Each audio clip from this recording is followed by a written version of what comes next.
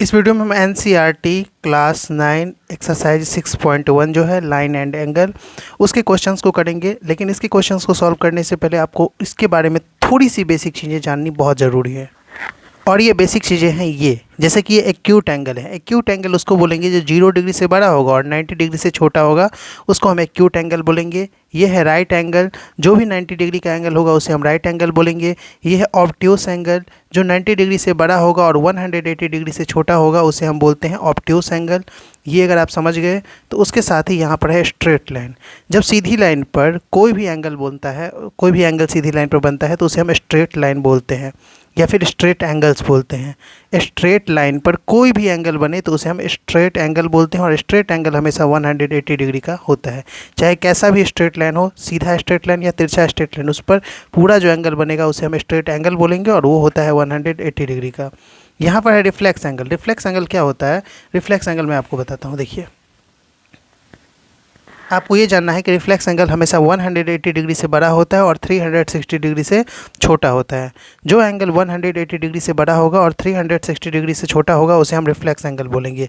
समझोगे कैसे?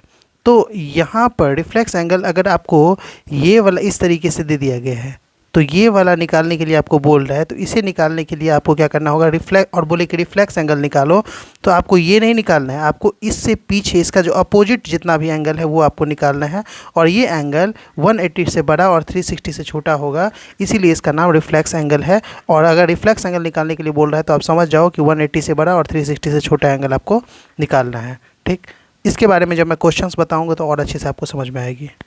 अब आ जाते हैं एडसेंट एंगल पर। एडसेंट एंगल में क्या होता है ना कि अगल बगल का जो एंगल होता है उसे एडसेंट एंगल बोलते हैं, यानी कि पड़ोसी वाला जो एंगल होता है उसे एडसेंट एंगल बोलते हैं। उसके 2 आर्म होते हैं और टोटल 3 आर्म होते हैं, क्योंकि बीच से भी एक जो लाइन जाती है वो उस एंगल को इंटरसेक्ट करती है। बीच से जो लाइन जाती है वो उस पूरे के पूरे एंगल को क्या करती है? इंटरसेक्ट करती है और एंगल को आधा आधा बांट देती है। तो एडसेंट एंगल हमेशा एक दूसरे के इक्वल होता है। अगर मैं कहूँ एंगल बी डी सी की बात, तो बी डी सी जो है वो इक्वल हो जाएगा ए बी डी का, यानी कि डी बी सी इक्वल हो जाएगा ए बी डी का, क्योंकि ये दोनों एडसेंट एंगल हैं, पड़ोसी वाले एंगल हैं। अगर ये एक एंगल है एडसेंट एंगल, तो बी सी जो है वो उसका एडसेंट साइड हो जाएगा, जो पड़ोसी का साइड होगा वो उसका एडसेंट साइड कहलाएगा। उसके बाद है linear pair of angles. Linear pair किसको बोलते हैं? जब स्ट्रेट लाइन पर 180 डिग्री बनता है, अभी मैंने आपको बताया, तो स्ट्रेट लाइन पर कोई भी दूसरा लाइन उस एंगल को काटे, चाहे पूरा पूरा काटे, आधा आधा, या फिर थोड़ा टेढ़ा करके काटे, तो जब 2 एंगल बन जाते हैं कोई भी स्ट्रेट लाइन पर उसे हम लीनियर पेयर बोलते हैं। 2 से ज़्यादा भी एंगल बन जाए तो भी उसे हम लीनियर पेयर बोलेंगे। अगर कोई एंगल नहीं रहे तो उसे हम स्ट्रेट लाइन बोलेंगे, 2 या 2 से ज़्यादा एंगल बन जाए तो उसे हम लीनियर पेयर ऑफ एंगल्स बोलेंगे। ये है वर्टिकली अपोजिट। इधर वाला जो बी ओ डी है वो इक्वल हो जाएगा ए ओ सी का, बी ओ सी जो है वो इक्वल हो जाएगा ए ओ डी का, यानी कि ये वाला एंगल इसके इक्वल हो जाएगा, ये वाला एंगल इसके इक्वल हो जाएगा, तो हम बोलेंगे वर्टिकली अपोजिट एंगल है।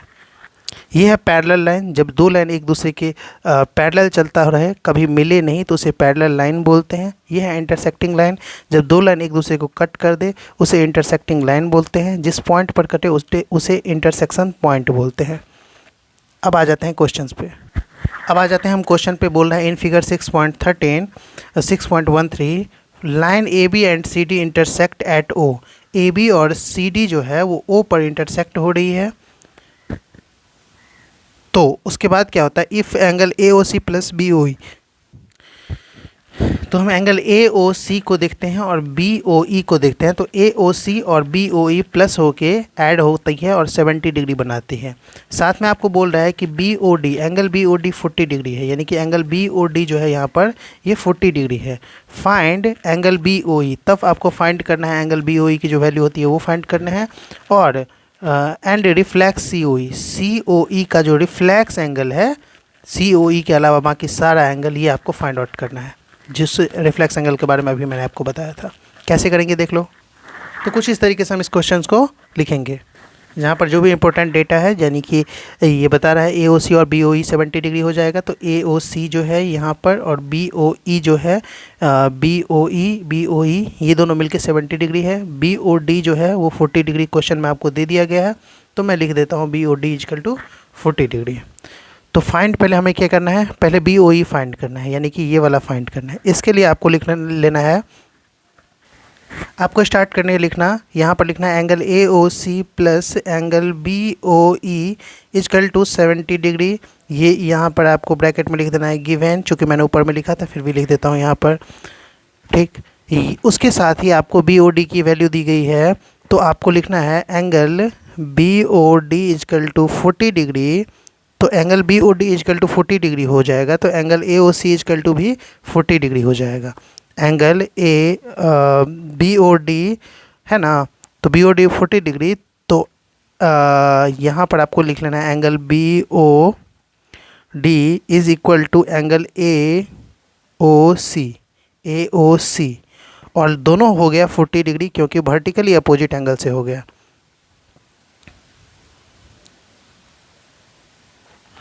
वर्टिकली अपोजिट एंगल से हुआ, क्यों हुआ मैं बताता हूँ आपको। ये इस तरफ जो एंगल बनेगा, इस तरफ जो एंगल बनेगा, ये दोनों एक दूसरे के वर्टिकली अपोजिट हो जाएंगे, और वर्टिकली अपोजिट एंगल हमेशा सेम होता है, मैंने अभी एग्जांपल में आपको बताए थे। तो वर्टिकली अपोजिट एंगल हो जाएगा, तो इस बेसिस पर हमारा ये मिल गया, AOC मिल गया। AOC अब हमें कितना मिल गया, 40 डिग्री। तो AOC हमारे पास 40 डिग्री आ गया। तो हमें क्या चाहिए, BOE। आपको पता है AOC और BOE मिलके कितना बना रहे थे, 70 डिग्री बना रहे थे, AOC और BOE मिलके। और चूंकि आपके पास क्या मिल गया है, आपको AOC आपको मिल गया है, AOC 40 डिग्री मिल गया है, तो आप BOE निकाल सकते हो। तो लिख सकते हो angle AOC plus angle BOE is equal to था 70 डिग्री। AOC आपके पास 40 डिग्री है, तो BOE निकल जाएगा आपका, BOE इजकल टू ऐसे लिख लेना है, फिर लिखना है एंगल BO, फिर आपको लिखना है angle BOE is equal to 70 degree minus 40 degree, यानी कि 30 डिग्री। तो एंगल BOE कितना मिला आपको, 30 डिग्री, ठीक है। तो BOE तो मिल गया। क्या क्या निकालने के लिए बोल रहा था आपके पास, आपको बोल रहा था पहले BOE फाइंड करने के लिए, तो BOE तो फाइंड कर लिया आपने। उसके बाद बोला रिफ्लेक्स COE, तो COE ये वाला एंगल है, इसका रिफ्लेक्स हमें चाहिए। क्या चाहिए, इसका रिफ्लेक्स चाहिए।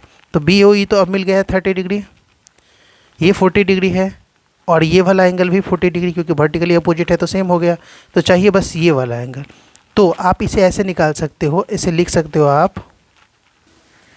तो अब हम लिख सकते हैं, क्योंकि अगर मैं देखूं AOC को और AOD को देखूं, तो ये दोनों मिलके लीनियर पेयर बनाएंगे, और लीनियर पेयर 180 डिग्री का होता है, 40 डिग्री हमारे पास है ही, तो इसका भी वैल्यू हम इजीली निकाल सकते हैं। तो हम लिखेंगे angle AOC plus angle AOD is equal to 180 degree. AOC आपके पास दे दिया गया है 40 डिग्री, AOC तो 40 डिग्री है, तो एंगल AOD इजकल टू हो जाएगा, angle AOD is equal to 180 degree, और 40 डिग्री उस साइड जाएगा तो माइनस में हो जाएगा, तो माइनस 40 डिग्री। तो उस बेसिस पर आपके पास AOD निकलेगा 140 डिग्री। 180 डिग्री में से 40 डिग्री जाएगा तो 140 डिग्री। ये जो 140 डिग्री निकला है, ये इसकी वैल्यू निकली है। तो अब हमें क्या कहना था, ये चलिए हमारे पास 140 डिग्री हो गया। लास्ट में क्या पूछ रहा है, रिफ्लेक्स COE। अब आपको लिखना है रिफ्लेक्स ऑफ, ये निकालने के लिए बोल रहा था ना, रिफ्लेक्स ऑफ एंगल COE। तो reflex angle COE is equal to क्या होगा, सबको ऐड कर लो, 40, 140, 40 और 30। तो हम कर लेते हैं 40 degree plus 140 degree plus 40 degree और प्लस 30 डिग्री। इन सबको ऐड करोगे तो ये हो जाएगा 0 और 4 3 7 7 4 11 11 4 15 का 5 कैरी बचा 1 और 1 1 2 250 डिग्री। तो रिफ्लेक्स एंगल COE क्या हो जाएगा, 250 डिग्री। यहाँ पे लिख लेते हैं रिफ्लेक्स। अब आ जाते हैं क्वेश्चन नंबर 2 पे। In figure 6.14 line X Y and M N intersect. X Y और एम एन क्या कर रहा है, इंटरसेक्ट कर रहा है। कौन से पॉइंट पे, ओ पे। इफ़ POY यानी कि POY इजकल टू जो है वो 90 डिग्री है, तो यहाँ पर 90 डिग्री दिया गया है POY की value. A is to B is equal to 2:3, यानी कि A और B की जो वैल्यू है वो 2:3 में, यानी कि A और B 2:3 में डिवाइडेड है। तो हमें जो C है उसका जो वैल्यू होगा वो फाइंड आउट करना है। कैसे करेंगे, बहुत ही ईजी क्वेश्चन है ये। इसके लिए सबसे पहले मैंने एक फिगर ड्रॉ कर लिया। यहाँ पर ये 90 डिग्री है तो इसका वैल्यू मैं 90 डिग्री लिख देता हूँ। कौन 90 डिग्री है, तो POY 90 डिग्री है तो मैंने 90 डिग्री लिख लिया। अब क्या करना है, अब यहाँ पर आपको A/B की वैल्यू जो दी गई है 2:3 दे दिए गए हैं। तो जब भी आपका रेशियो में वैल्यू हो उसे आपको मान लेना है x में। रेशियो की वैल्यू हमेशा x में माननी है ताकि क्वेश्चन ईजिली बने। तो लिख लेते हैं late A = 2x and B = 3x कर लेते हैं, ठीक है। उसके साथ आपको यहाँ पर दिख रहा होगा ये एक स्ट्रेट लाइन है और स्ट्रेट लाइन पर 3 एंगल्स बन रहे हैं। ये A 90 डिग्री, A और B, इन तीनों को जब ऐड करोगे तो 180 डिग्री होगा स्ट्रेट लाइन पे, आपको पता है। तो मैं देख लेता हूँ, यहाँ पर लिख लेता हूँ angle A plus angle B plus 90 degree = 180 degree. आप इसको लीनियर पेयर मत लिखना। पेयर मतलब होता है जोड़ा। एक चीज़ रिवाइज करवा देता हूँ, जब कोई स्ट्रेट लाइन पर एक ही एंगल बने तो उसे बोलेंगे स्ट्रेट एंगल्स। क्या बोलेंगे, स्ट्रेट एंगल्स। जब किसी भी स्ट्रेट लाइन पर कोई 2 एंगल्स बने तो उसे बोलेंगे लीनियर पेयर। जब किसी स्ट्रेट लाइन पर 2 से ज़्यादा एंगल बने, मोर देन 2 एंगल बने, तो उसे लिखेंगे एंगल्स ऑन स्ट्रेट लाइन। क्या लिखेंगे, एंगल्स ऑन स्ट्रेट लाइन। तो रीजन में लिखना है एंगल्स ऑन स्ट्रेट लाइन। मैं अभी आपको बताता हूँ कि मैंने लीनियर पेयर क्यों नहीं लिखा। पेयर मतलब होता है जोड़ा। जब 2 एंगल बनता है, 2 का जोड़ा बनता है, तो हमें लिखना होता है लीनियर पेयर। लेकिन यहाँ पर 3 एंगल्स बन गए, इसीलिए एंगल्स ऑन स्ट्रेट लाइन लिखना ठीक होगा यहाँ पे। अब क्या करना है, ईजिली इसे सॉल्व कर लेनी है। तो A को कितना माना था मैंने, A को माना था 2x और B को माना था 3x। तो हम लिख सकते हैं 2x + 3x + 90 डिग्री = 180 डिग्री। इसे आप 2x 3x को ऐड करोगे तो 5x हो जाएगा और 180 में से 90 को सब्ट्रैक्ट कर लोगे, क्योंकि ये प्लस में है, उस हट जाएगा तो माइनस में हो जाएगा। तो 5x की वैल्यू आपके पास 90 डिग्री हो जाएगी। 180 में से 90 जाएगा तो 90 हो जाएगा। तो x की वैल्यू क्या हो जाएगी, यहाँ से आपको x की वैल्यू मिल जाएगी 90/5। जब आप इसे कट करोगे तो 18/10 में कट हो जाएगा। तो x की वैल्यू आपको मिल जाएगी 18 डिग्री। क्या मिलेगी, x की वैल्यू 18 डिग्री। अगर आपके पास x की वैल्यू 18 डिग्री मिली है तो आप क्या निकाल सकते हो, 2x, A और B की वैल्यू निकाल सकते हो। तो A = था आपके पास 2x, यानी कि 2 × 18 और 36 डिग्री। A कितना हो गया, A = लिख रहा है 36 डिग्री। उसी तरह यहाँ पर B था। B = क्या था, B = 3x था। B = 3x था, यानी कि x की वैल्यू तो 18 है, तो B = हो जाएगा 3 × 18। तो B की वैल्यू 54 डिग्री। कितना हो जाएगा, 54 डिग्री। तो 90, A और B सब कुछ 54 मिल गया। तो आपको क्या फाइंड आउट करना है, C की वैल्यू फाइंड आउट करनी है। क्वेश्चन में बोल रहा है इसमें बोल रहा है फाइंड C कितना होगा, ये फाइंड करने के लिए आपको बोल रहा है। तो बहुत ही ईजिली फाइंड कर सकते हो। आपको पता है B कितना हो गया, B हो गया 54 डिग्री। A कितना हो गया, A हो गया 36 डिग्री, ठीक। A 36 डिग्री और B 54 डिग्री। तो आपको पता है कि एंगल XMOX या फिर XOM = एंगल NOY हो जाएगा ना। तो मैं लिख लेता हूँ पहले angle MOX = angle NOY। NOY को आप YON करके भी लिख सकते हो, कोई दिक्कत नहीं है, बस मैं आपको बता रहा हूँ। MOX = NOY हो गया। ये भी हो जाएगा = 54 डिग्री। क्यों हो जाएगा, तो वर्टिकली अपोजिट एंगल से हो जाएगा। थोड़ा सा मैं फिर से आपको समझा देता हूँ। वर्टिकली अपोजिट एंगल से हो जाएगा। क्यों हो जाएगा, क्योंकि ये दोनों एंगल इक्वल होते हैं, वर्टिकली अपोजिट हो जाते हैं। तो 54 अगर ये है तो ये वाला भी 54 हो जाएगा। तो उस बेसिस पर आपके पास अब क्या निकल गया, एंगल NOY = 54 डिग्री आपके पास निकल गया। चलिए इसको भी बॉक्स में बंद कर लेते हैं। तो ये अगर आपके पास 54 डिग्री निकल गया तो निकालना क्या है, आपको निकालना है आपको XON। क्या निकालना है, XON, यानी कि एंगल C की वैल्यू निकालनी है।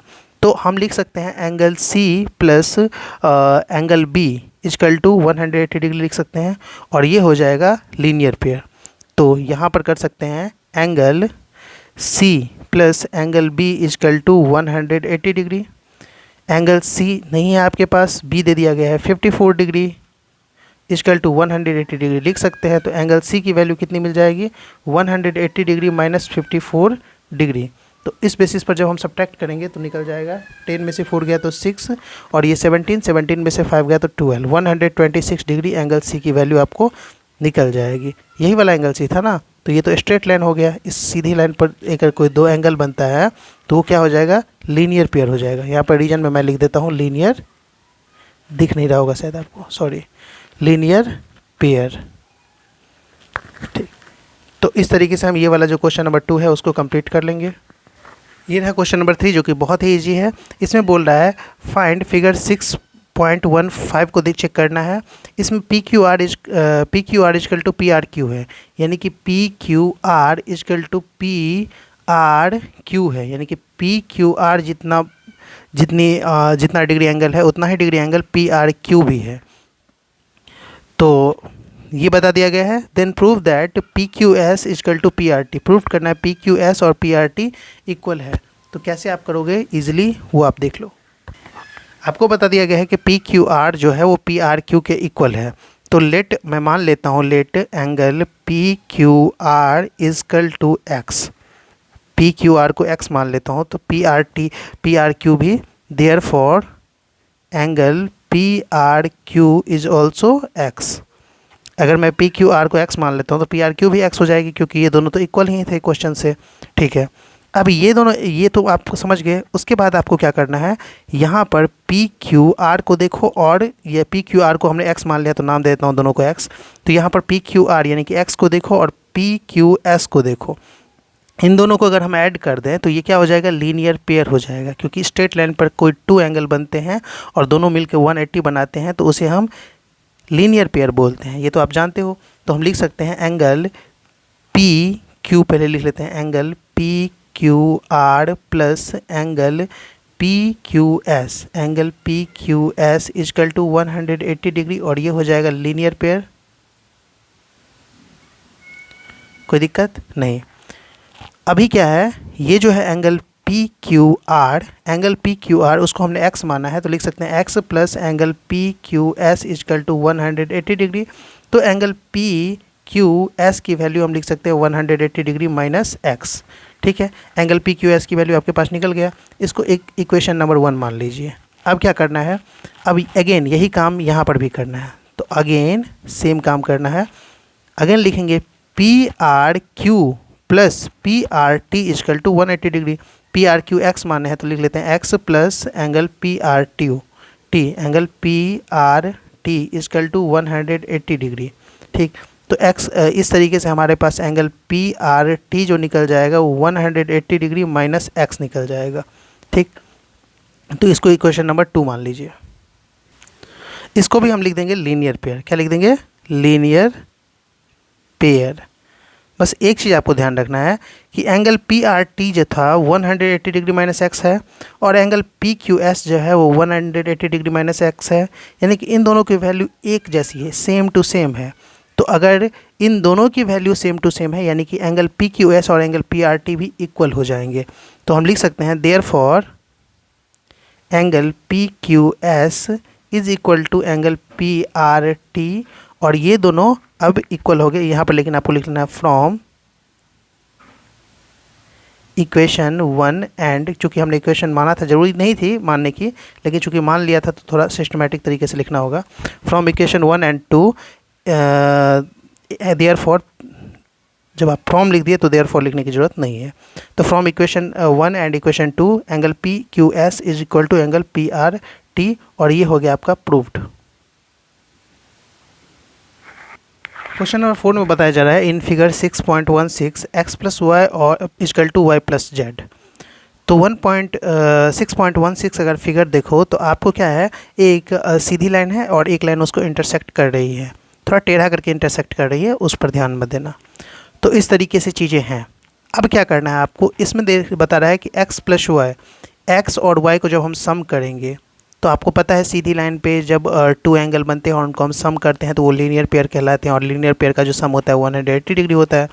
तो x प्लस वाई को जब हम सम करेंगे तो उसका जो सम होगा, उसका जो ऐड होगा वो w प्लस जेड के इक्वल हो जाएगा। तो x plus Y equal to w plus Z इसीलिए है।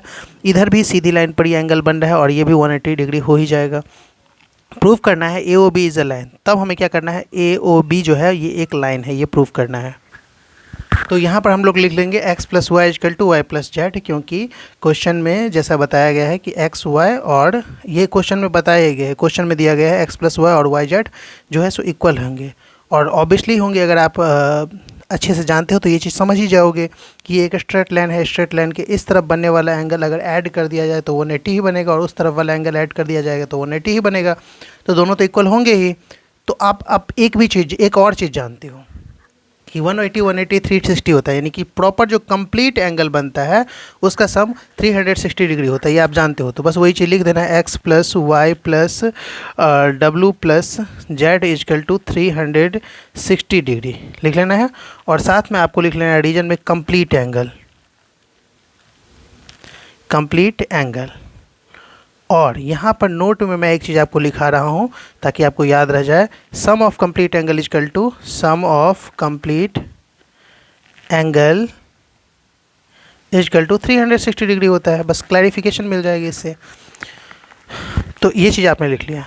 अच्छा, तो यहाँ पर x प्लस वाई और w plus Z is equal to, मतलब x प्लस वाई और w plus Z is equal to equal है, यानी x प्लस वाई को ही हम चाहे तो w प्लस जेड लिख सकते हैं और w प्लस जेड को ही चाहे तो x प्लस वाई लिख सकते हैं। अगर इक्वल होता है तो ऐसा हम करते हैं, तो हम इसे ऐसे लिख सकते हैं, x plus Y is equal to 360 degree. बिल्कुल ऐसा हम लिख सकते हैं, क्योंकि x प्लस वाई और w प्लस जेड तो एक ही चीज़ है। जब एक है तो हम दोनों को x प्लस वाई तो लिख ही लिए, और w प्लस जेड के बदले भी हम x प्लस वाई लिख सकते हैं, क्योंकि यहाँ क्वेश्चन में बताया गया है कि दोनों एक ही हैं, तो लिख सकते हैं ऐसा। जब हम ऐसा लिख लेते हैं तो देखिए यहाँ पर क्या मिल जाएगा हमें, 2 ठो 2x है और 2 ठो 2y, 2 ठो x है और 2 टाइम y है। तो जब 2 टाइम x और 2 टाइम y है तो हम इसे कॉमन ले सकते हैं, 2 into X plus Y is equal to 360 degree लिख सकते हैं, और x plus Y is equal to जो निकल जाएगा 360 डिग्री बाय 2 कट हो जाएगा, तो x plus Y is equal to निकल जाएगा 180 डिग्री। और x प्लस वाई चूँकि 180 डिग्री निकला है तो आपको ये बात पता होगी कि जब 2 एंगल का सम 180 डिग्री निकलता है तो वो एक लीनियर पेयर हो जाता है। क्या हो जाता है? लीनियर पेयर हो जाता है, लीनियर पेयर हो जाता है। हम लिख देंगे एक चीज़, sum of linear pair is equal to क्या होता है आपको अच्छे से पता होगा, 180 डिग्री होता है, और 180 डिग्री एक स्ट्रेट लाइन पर बनता है, इसलिए हम लिख सकते हैं AOB और AB लाइन। AB लाइन है ना ये, तो AB लाइन जो है वो एक स्ट्रेट लाइन है। प्रूफ हो गया। ये यहाँ पर है क्वेश्चन नंबर 5, बोल रहा है in figure 6.16 POQ is a line. POQ क्या है? एक स्ट्रेट लाइन है। रे OR इज़ परपेंडिकुलर, तो ये रे जो है OR ये क्या है? इस पर परपेंडिकुलर है। टू लाइन PQ पर परपेंडिकुलर है। उसके बाद है OC is another ray. OC क्या है? एक दूसरा रे है, lying between rays OP and OR। OP और OR के बीच में, यानी कि OP और OR के बीच में ये एक लाइन आया है जिसको OC बोल रहे हैं, ठीक है। तो प्रूफ करना है एंगल ROS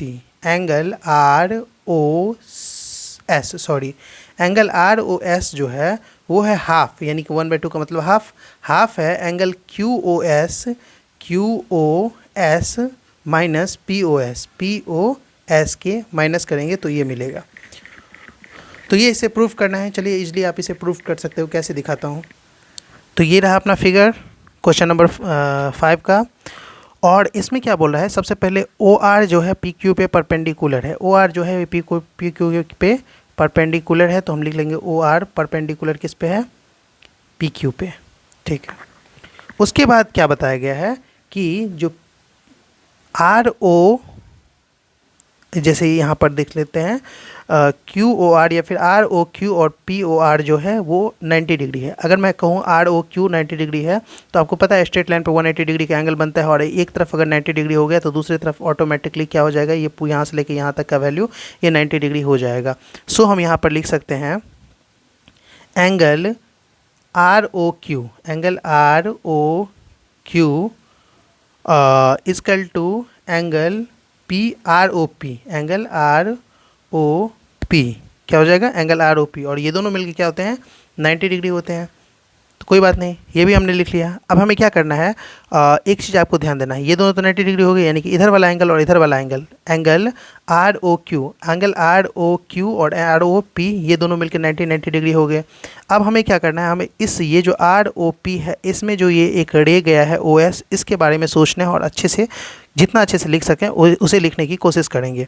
तो हम लिखेंगे आर ओ पी, क्या लिखेंगे, आर ओ पी या फिर पी ओ आर, दोनों में से कुछ भी आप लिख सकते हो, पी ओ आर भी लिख सकते हो, आर ओ पी भी लिख सकते हो। तो अगर मैं लिखूँ angle R O P is equal to, तो एंगल आर ओ पी जो है P O S plus S O R, P O S में अगर हम एस ओ आर को ऐड करते हैं तो हमें क्या मिल जाएगा, आर ओ पी मिल जाएगा। तो हम लिख लेते हैं angle R O P is equal to angle P O S plus angle S O R या फिर आर ओ एस, तो एंगल आर ओ एस, ये हमने लिख लिया। ठीक है, इसे लिखने के बाद आपको क्या कर लेना है, तो सिंपल, इसको मान लीजिए आप इक्वेशन नंबर 1, इसको मान लीजिए इक्वेशन नंबर 2। अब हम चलेंगे एंगल आर ओ क्यू, क्या है, एंगल आर ओ क्यू है ना, तो एंगल आर ओ क्यू की तरफ चलेंगे। आर ओ क्यू में भी आपको एंगल आर ओ एस को कनेक्ट कर लेना है। कैसे कनेक्ट करोगे, R O S is equal to क्या हो जाएगा, एंगल, तो अब हम सोचेंगे, हमें आर ओ क्यू के बारे में सोचना है, तो आर एंगल लिखेंगे, angle R O Q is equal to, ये कंप्लीट एंगल है एस ओ क्यू, क्या है, एंगल क्यू ओ एस या एस ओ क्यू, कुछ भी लिख सकते हो। तो एंगल क्यू ओ एस जो हमारा कंप्लीट एंगल है, इसमें से अगर हम आर ओ एस, इसमें से अगर हम एस ओ आर को सब्ट्रैक्ट कर दे तो मिल जाएगा हमें आर ओ क्यू। तो हम वही चीज़ लिख लेंगे, angle S O Q, angle S O Q minus S O R, angle S O R, इन दोनों को सब्ट्रैक्ट करेंगे तो हमें आर ओ क्यू भी मिल जाएगा। तो ये हमारा इक्वेशन नंबर 3 हो गया। अच्छा, आप यहाँ पर एक चीज़ देखो, लिख ले सकते हैं फ्रॉम इक्वेशन 1, 2 एंड 3। अब यहाँ पर लिखेंगे क्या, फ्रॉम इक्वेशन 1 और 2 और 3। आर हो, मैं आपको बताता हूँ क्या लिखना है। R O Q is equal to R O P था, आर ओ क्यू और आर ओ पी इक्वल है ऐसा आपको बताया जा रहा है, क्योंकि बताया क्या जा रहा है, फिगर देख कर ही पता चला, ये भी 90 ये भी 90 दोनों इक्वल ही है।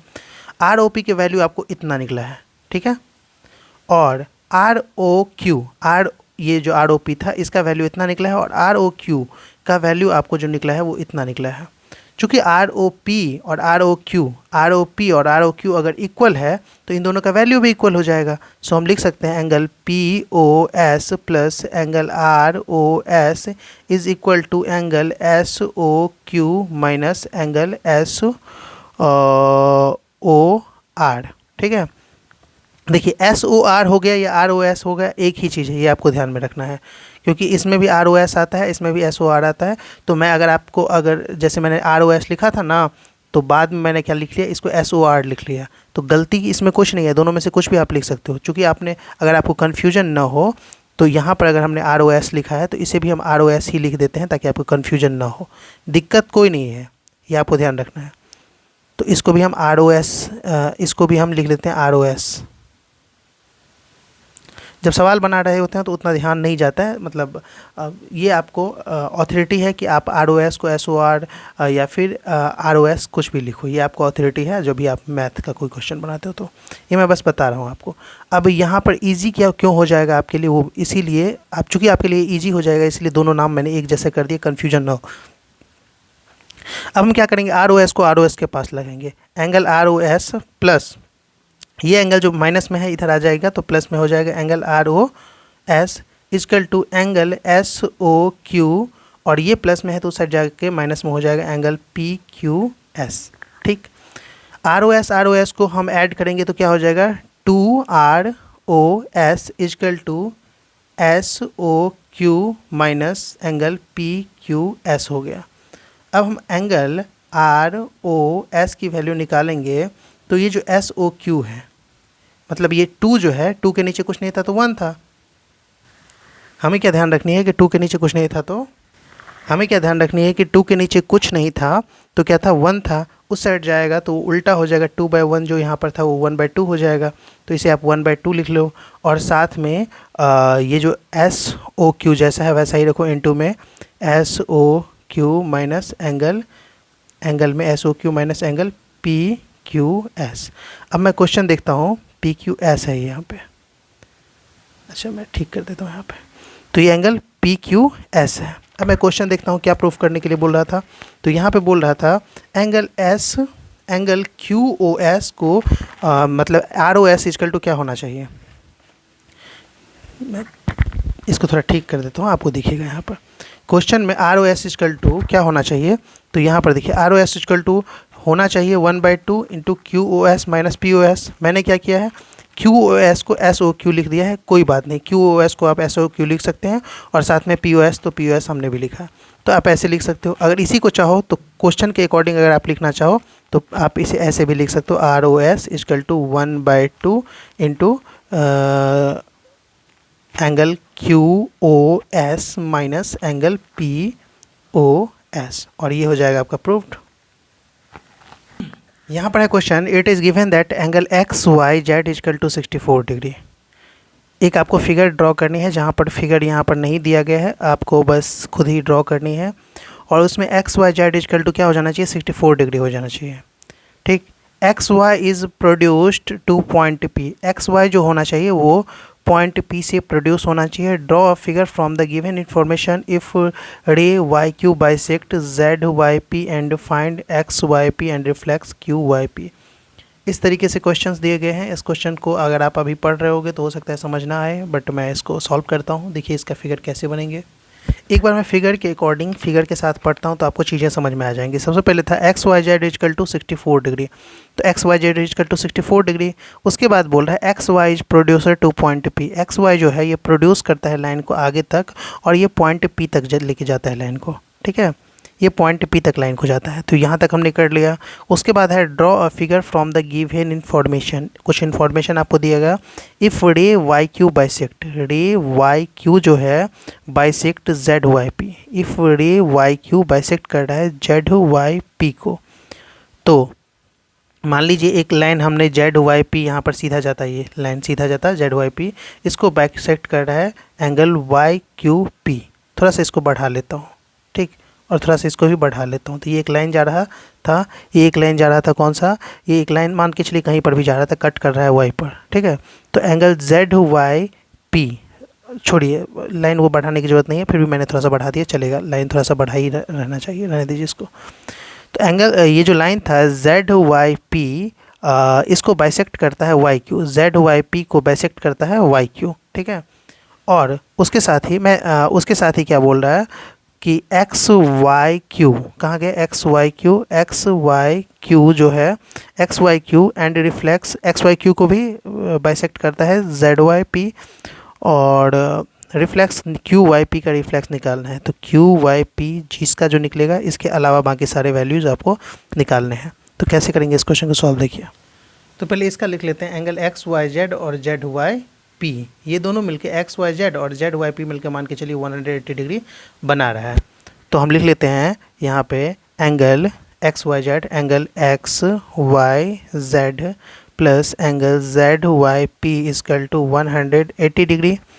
तो आपके पास जेड वाई पी की वैल्यू निकालनी है, चूँकि एक्स वाई पी जेड की आपके पास वैल्यू है ही, तो हम लिख लेते हैं एक्स वाई जेड की वैल्यू कितनी हो जाएगी, एक्स वाई जेड की वैल्यू 64 है, तो 64 degree plus angle Z Y P is equal to 180 degree. तो एंगल जेड वाई पी की जो वैल्यू निकल जाएगी 180 डिग्री माइनस 64 डिग्री। जब दोनों को सब्ट्रैक्ट करेंगे तो एंगल जेड वाई पी की वैल्यू आपके पास हो जाएगी 116 डिग्री। इसको बॉक्स में बंद कर लीजिए। जेड वाई पी यानी कि यहाँ से यहाँ तक की वैल्यू आपके पास 116 डिग्री आ गई। अब हमें यहाँ से यहाँ तक की तो वैल्यू मिल गई, जेड वाई पी की वैल्यू मिल गई, लेकिन जेड वाई पी की टोटल वैल्यू 116 मिल गई, लेकिन हमको पार्टिकुलेट करके वैल्यू नहीं मिली है जेड वाई क्यू या फिर क्यू वाई पी का कोई भी डिटर्मिनेशन हमारे पास नहीं है, हम डिटरमाइन नहीं कर सकते। तो इसे डिटरमाइन करने के लिए हमें क्या चाहिए, जेड वाई क्यू की वैल्यू चाहिए। अगर इसकी वैल्यू मिल जाएगा तो इसकी भी वैल्यू मिल ही जाएगी। तो जेड वाई क्यू की वैल्यू चाहिए, तो हम लिख सकते हैं angle Z Y Q is equal to half of Z Y P. क्या लिख सकते हैं, half of Z Y P. आप बोलोगे कैसे लिख सकते हो आप, तो मैं आपको बताता हूँ। जेड वाई पी कैसे लिख सकते हो, रीजन देखो, क्वेश्चन में बताया गया था Y Q bisect Z Y P. यहाँ पर मैं आपको क्वेश्चन दिखाऊँ बुक में, तो इसमें क्लियर बोला गया था कि Y Q bisect Z Y P. यहाँ पे तो वाई क्यू क्या कर रहा है, जेड वाई पी को बाइसेक्ट कर रहा है। तो हम लिख सकते हैं, क्वेश्चन में गिवन था वाई क्यू बाइसेक्ट, और बाइसेक्ट का मतलब होता है किसी भी एंगल को बराबर बराबर बांटना। तो वाई क्यूब जो कर रहा है वो बाइसेक्ट कर रहा है जेड वाई पी, ये क्वेश्चन में दिया गया था। तो अब हम उस बेसिस पर निकाल सकते हैं जेड वाई पी की। तो Z Y Q is equal to जो अपने पास हो जाएगा 1/2 मल्टीप्लाई 116, क्योंकि जेड वाई क्यू निकालना है ना हमें। तो Z Y Q is equal to 1/2 into Z Y P, और जेड वाई पी की वैल्यू 116 दी गई थी, तो कट कर सकते हैं अब इसे हम। 2 5 जा 10 और 2 8 जा 16। तो जेड वाई क्यू की वैल्यू कितनी हो गई, जेड वाई क्यू की वैल्यू हो गई 58 डिग्री। चूँकि जेड वाई क्यू की वैल्यू 58 डिग्री, तो देयरफॉर हम यहाँ पर लिख सकते हैं एंगल पी वाई क्यू या क्यू वाई पी, आप जो लिखना चाहो वो लिख सकते हो। तो angle Q Y P is equal to also angle Q Y P is equal to also 58 degree, ठीक ना। तो ये भी 58 हो गया आपके पास, ये भी 58 हो गया। निकालने के लिए लास्ट में क्या बोल रहा था, reflex of find X Y Q, find करने के लिए बोल रहा था आपके पास एक्स वाई क्यू। तो यहाँ पर लिख लेना पहले angle X Y Q is equal to X Y Q निकालने के लिए बोल रहा था ना। तो X Y Q is equal to X Y Z angle X Y Z plus angle Z Y Q plus angle Z Y Q. इस basis पर निकालेंगे तो एक्स वाई क्यू की वैल्यू हमें मिल जाएगी, ठीक है। एक्स वाई क्यू की वैल्यू कैसे मिलेगी, एक्स वाई जेड में यानी कि 64 डिग्री में अगर हम ऐड कर देते हैं जेड वाई क्यू को यानी कि 58 डिग्री को, तो काम हो जाएगा। तो क्या होगा, angle X Y Q is equal to जो हो जाएगा 8 4 12 का 2 कैरी बचा 1 5 6 0 1 12 122 degree. X Y Q is equal to क्या मिल गया आपके पास 120 डिग्री। दूसरा क्या निकालने के लिए बोल रहा था, reflex of Q Y P. अच्छा क्यू वाई पी देख लेते हैं, क्यू वाई पी यानी कि इसका रिफ्लेक्शन हमें निकालना था, इस एंगल का रिफ्लेक्स, यानी कि इसके अलावा बाकी सब निकालेंगे, ठीक है। तो देखो ये वाला आपके पास क्या मिल गया, एंगल एक्स वाई पी। यहाँ पीछे की तरफ अगर आप जाओगे तो अब करना क्या क्या पड़ेगा मैं बताता हूँ। रिफ्लेक्स निकालने के लिए क्यू वाई पी का रिफ्लेक्स, तो reflex of Q Y P का रिफ्लेक्स निकालने के लिए आपको क्यू वाई पी कहाँ है, यहाँ पे है। तो आपको ये वाला एंगल और ये पूरा एंगल निकालना होगा। तो पहले मैं लिख लेता हूँ Q Y Z, angle Q Y Z plus angle Z Y Q plus angle Z Y Q, और साथ में लाइन एक्स वाई पी एक एंगल बनेगा यहाँ पर स्ट्रेट लाइन पर। तो X Y P plus X Y P, यहाँ पर लिख लेता हूँ plus angle X Y P. चलिए, तो इस तरीके से reflex of Q Y P जो निकलेगा, इसमें क्यू वाई जेड की वैल्यू 58 डिग्री है, तो 58 डिग्री लिख लेते हैं, प्लस में जेड वाई क्यू की वैल्यू 64 डिग्री है, तो 64 डिग्री लिख लेते हैं, और एक्स वाई पी की वैल्यू 180 डिग्री है, तो 180 डिग्री लिख लेते हैं। सबको ऐड कर देना है, सिंपल। जब हम ऐड कर देंगे तो क्या निकल जाएगा, सबको ऐड करते हैं। देखिए 0 4 8 8 4 12 का 2 कैरी बचा 1 8 1 9 9 6 15 15 5 20 का 0 कैरी बचा 2 और 2 1 3, तो 302 डिग्री जो रिफ्लेक्स है, reflex of angle Q Y P is equal to निकलेगा, reflex of angle Q Y P, यहाँ पे एंगल का साइन है 302 डिग्री। इतना देर से क्वेश्चन बना रहा है, थोड़ा सा थकावट हो गई है इसीलिए। तो क्यू वाई पी का जो रिफ्लेक्स एंगल है वो 302 डिग्री आपका निकल जाएगा। तो इस तरीके से ये वाला चैप्टर मैं देख लेता हूँ, आगे कोई क्वेश्चन भी है क्या, तो नहीं है कोई क्वेश्चन। 6.1 आपका कंप्लीट हुआ। वीडियो अच्छा लगा हो तो लाइक करें, चैनल को सब्सक्राइब करें।